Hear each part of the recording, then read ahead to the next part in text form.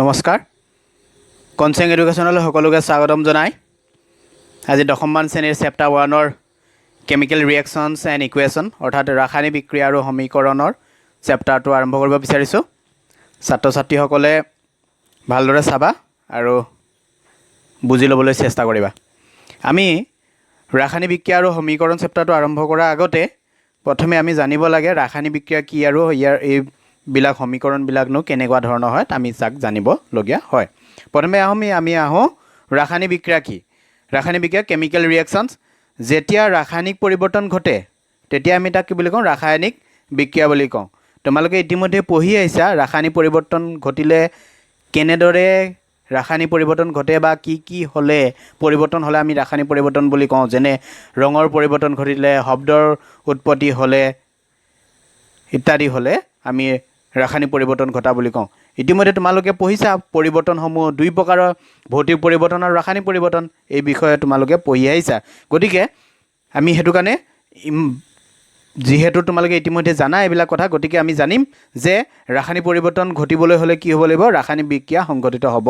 লাগিব যেনে আমাৰ দেহৰ খাদ্য পাচন হোৱাটো এটা ৰাসায়নিক প্ৰক্ৰিয়া আমি খোৱা খাদ্যসমূহ যেতিয়া আমাৰ পাচন হৈ শক্তি আহৰণ হয় সেইবিলাকো হৈছে আমাৰ ৰাসায়নিক বিক্ৰিয়া উদ্ভিদে খাদ্য প্ৰস্তুত কৰা প্ৰক্ৰিয়াটো অৰ্থাৎ সালোক সংশ্লেষণ প্ৰক্ৰিয়াটো হৈছে এটা ৰাসায়নিক বিক্ৰিয়া লুট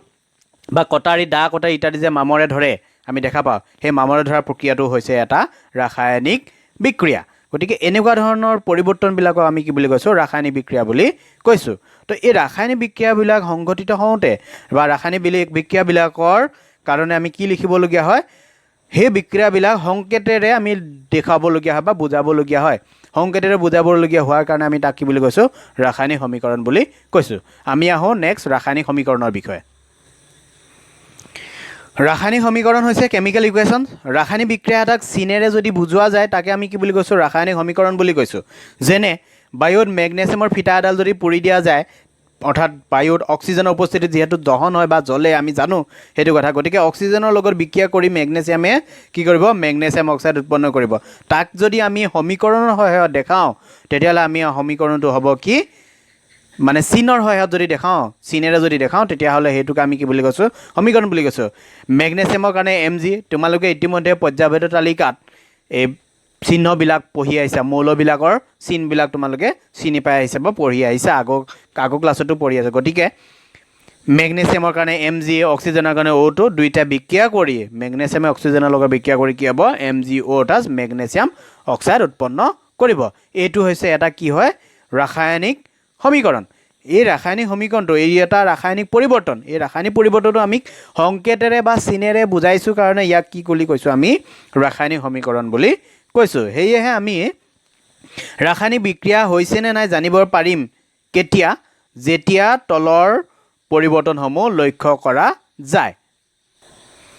ৰাসায়নিক বিক্ৰিয়া সংঘটিত হ'বলৈ হ'লে তলত ঘটা পৰিৱৰ্তনসমূহ হ'ব লাগিব যেনে অৱস্থাৰ পৰিৱৰ্তন চেঞ্জ ইন ষ্টেট অৰ্থাৎ জুলীয়া অৱস্থাৰ পৰা গেছীয় হ'ব পাৰে বা গেছীয় অৱস্থাৰ পৰা জুলীয়া হ'ব পাৰে এনেকুৱা হ'ব লাগিব ৰঙৰ পৰিৱৰ্তন ঘটিব লাগিব কেতিয়াবা বিক্ৰিয়া ঘটিলে বা ৰাসায়নিক বিক্ৰিয়া ঘটিলে ৰঙৰ পৰিৱৰ্তন ঘটিব হালধীয়াৰ পৰা সেউজীয়া হ'ব বা সেউজীয়াৰ পৰা হালধীয়া হ'ব গোলপীয়া হ'ব ইত্যাদিৰ নহ'ব তোমালোকে এনেকুৱাবিলাক দেখা পাবা যেতিয়া তোমালোকে এইবিলাক কথা দেখা পাইছা ইতিমধ্যে দেখাও পাইছা জানিছাও কেতিয়াবা যিহেতু ৰাসায়নিক পৰিৱৰ্তন কিছুমান দেখা পাইছা যদি নেমু টেঙা যদি তোমালোকে লিটমাছ পেপাৰত দি দিয়া তেতিয়াও সেইখিনি পৰিৱৰ্তন দেখা পাবা অম্ল ক্ষাৰক ইত্যাদিত কথাখিনি কোৱাই গৈছে গতিকে গেছৰ উৎপত্তি যদি হয় গেছৰ উৎপত্তি হ'লেও কি বুলি কয় আমি ৰাসায়নিক পৰিৱৰ্তন হয় বুলি জনা উষ্ণতাৰ পৰিৱৰ্তনো যদি ঘটে তেতিয়া আমি তাক কি বুলি কওঁ ৰাসায়নিক পৰিৱৰ্তন ঘটা বুলি কওঁ বা ৰাসায়নিক বিক্ৰিয়া সংঘটিত হৈছে বুলি কওঁ এতিয়া ৰাসায়নিক বিক্ৰিয়া বা ৰাসায়নিক পৰিৱৰ্তন হ'বলৈ হ'লে আমাক লাগিব কিছুমান পদাৰ্থ আমি যিবিলাকে ৰাসায়নিক বিক্ৰিয়া সংঘটিত কৰিব সেইবিলাকে আমি চাব লাগিব অৰ্থাৎ বিক্ৰিয়ক ৰিয়েক্টেণ্ট বুলি কয় যিবিলাকে বিক্ৰিয়াত অংশগ্ৰহণ কৰে তাক আমি কি বুলি কৈছোঁ ৰিয়েক্টেণ্ট বা বিক্ৰিয়ক আৰু যিবিলাক বিক্ৰিয়া সংঘটিত হোৱাৰ পাছত উৎপন্ন হ'ব তাক আমি কি বুলি কৈছোঁ প্ৰডাক্ট বা বিক্ৰিয়াজাত পদাৰ্থ এতিয়া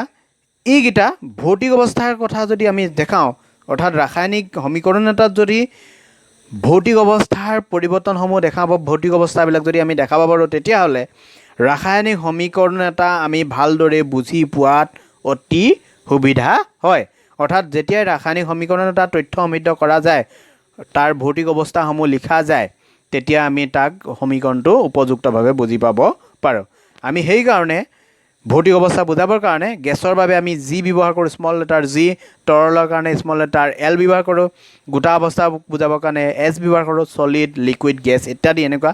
জলীয় বাষ্প বা জলীয় ভাৱ বুজাবৰ কাৰণে আমি একুৱাছ এ কিউ ব্যৱহাৰ কৰোঁ এই চিহ্নকেইটা তোমালোকে মনত ৰাখিবা যদি আমি ৰাসায়নিক সমীকৰণ এটা লিখিছোঁ বা সমীকৰণ এটা প্ৰকাশ কৰিছোঁ তেতিয়া তাক আমি ভৌতিক অৱস্থাৰ যদি প্ৰকাশ কৰোঁ তেতিয়াহ'লে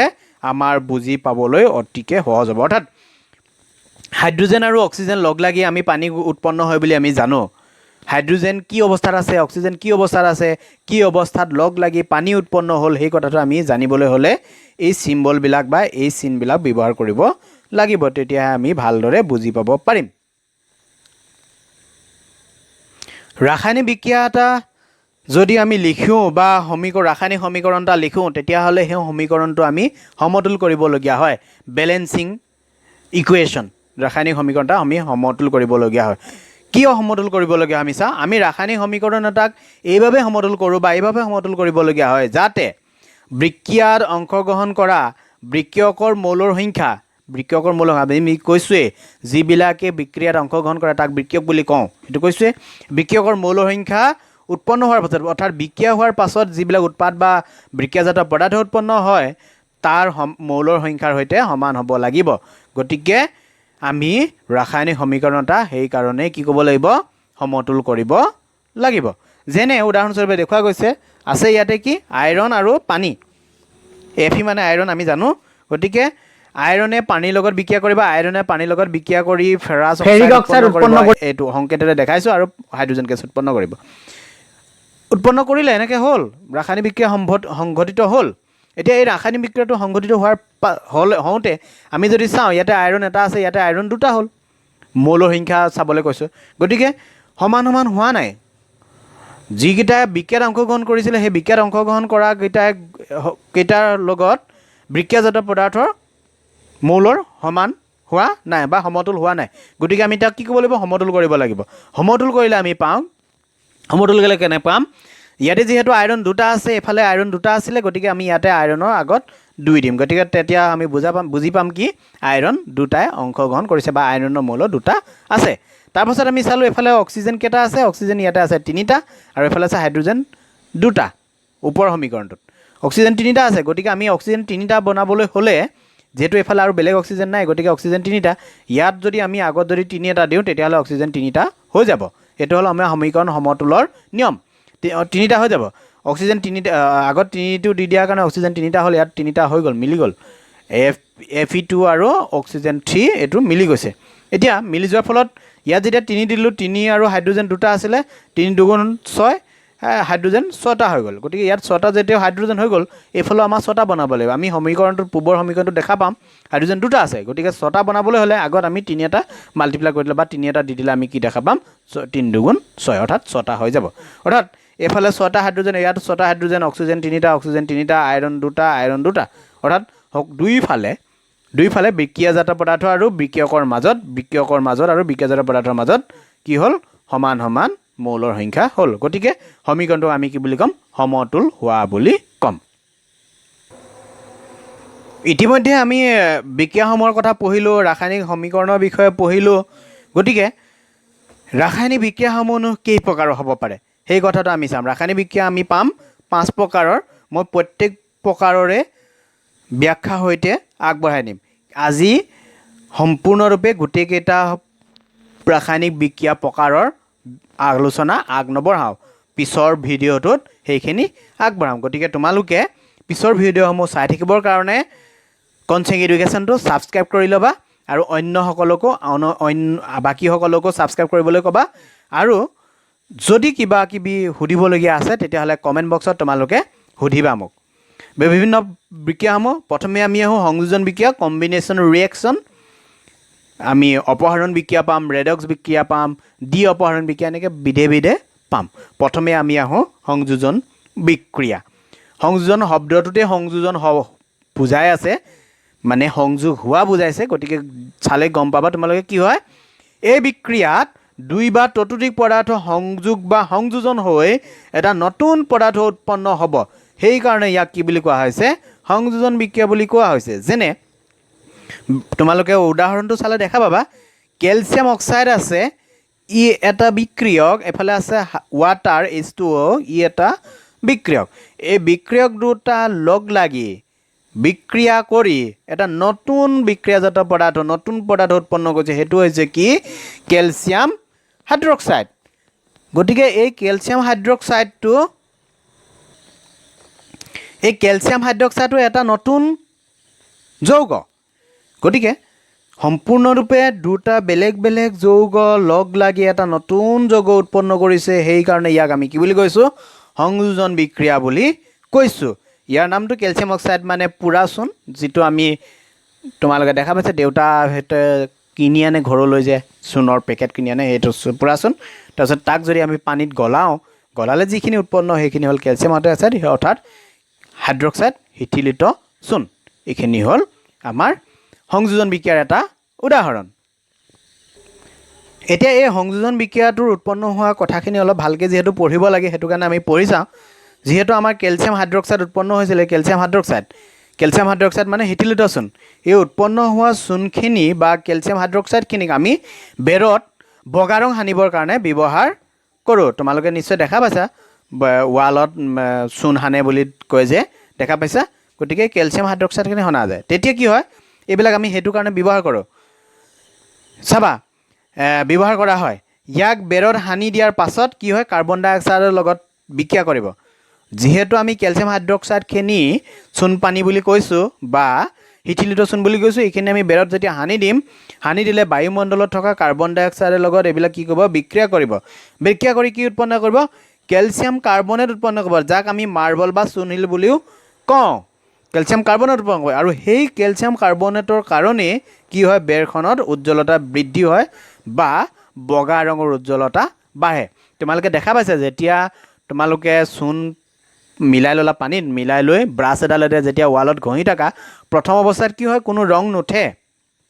একদম পনীয়া দেখা পাই যায় নহয় জানো তাৰ পাছত কিছু সময়ৰ পাছত বা কেইঘণ্টামানৰ পাছত দেখা পোৱা যে গোটেই ৱালখন বগা হৈ গৈছে কাৰণটো হ'ল কি আমি যিখিনি কেলছিয়াম হাইড্ৰক্সাইড সানিলোঁ ব্ৰাছেৰে সেই কেলছিয়াম হাইড্ৰক্সাইডখিনিৰ লগত বায়ুমণ্ডলত থকা কাৰ্বন ডাই অক্সাইডে বিক্ৰিয়া কৰি কেলছিয়াম কাৰ্বনেট উৎপন্ন কৰিলে সেই কেলছিয়াম কাৰ্বনেটৰ ৰং হৈছে